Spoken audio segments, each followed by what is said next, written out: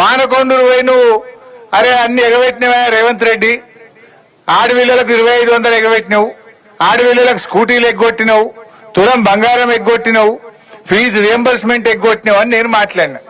ఎగ్గొట్టినావు అని నువ్వు ఎగవేతల రేవంత్ రెడ్డి అయ్యా అన్న. నేను హైదరాబాద్ జరగకముందే నా మీద కేసు పెట్టిరు.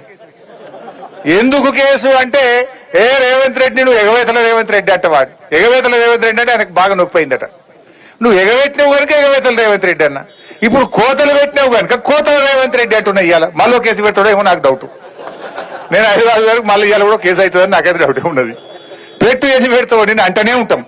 నువ్వు అన్ని ఇచ్చేదాకా, కోతలు బంధు పెట్టేదాకా, మా పటాన్చెరు రైతులకు రైతు బంధు ఇచ్చేదాకా నిన్ను కోతల రేవంత్ రెడ్డి అంటాం. ఏది ఇలా 2 లక్షల మంది రైతులకు నువ్వు ఇలా నష్టం చేస్తున్నావు. 2 లక్షల రైతు కుటుంబాలకు ఇవాళ అన్యాయం చేస్తున్నటువంటి నిన్ను తప్పకుండా కోతల రేవంత్ రెడ్డి అనే పిలవాల్సి వస్తుంది.